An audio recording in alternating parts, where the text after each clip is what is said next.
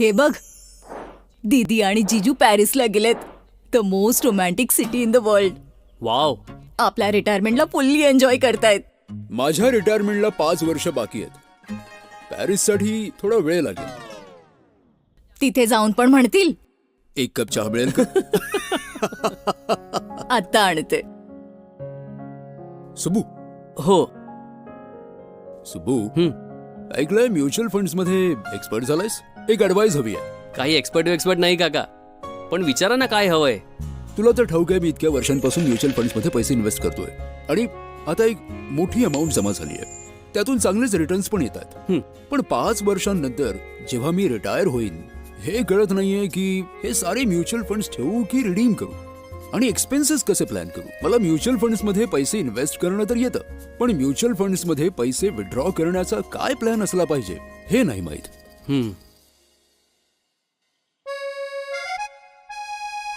काका सिंपल आहे.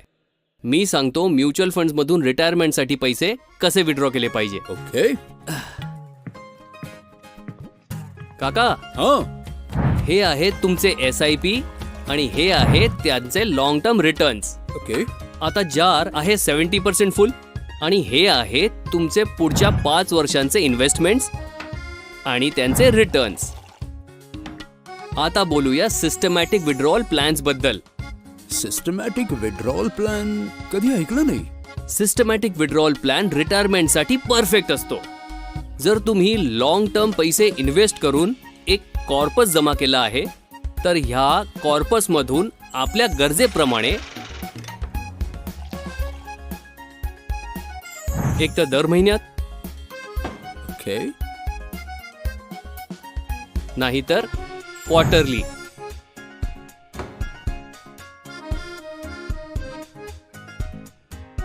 किंवा अॅन्युअली एक फिक्स्ड अमाऊंट जमा करू शकता. इंटरेस्टिंग. म्हणजे माझ्या सगळ्या गरजा पूर्ण होत राहतील तेही नियमितरित्या. फक्त एवढंच नाही काका, जे पैसे ऑलरेडी इन्व्हेस्टेड आहेत त्यांनी तुम्हाला ग्रोथची ऑपॉर्च्युनिटी मिळत राहील आणि त्याच सोबत तुमच्या रिटायरमेंट नंतरही एक कॅश फ्लो चालू राहील. सही आहे. आणि माझी वर्ल्ड टूर. घाबरू नका काकू, तुमचा world tour plan is on. फक्त स्वित्झर्लंडच्या निसर्गात जाऊन हे नका म्हणू एक कप चहा मिळेल का? तयार आहे. ओहो, कसा झालाय? सही आहे. म्युच्युअल फंड सही आहे. म्युच्युअल फंडातील गुंतवणुकी बाजारातील जोखमींच्या अधीन असतात. योजनेशी संबंधित सर्व दस्तऐवज काळजीपूर्वक वाचा.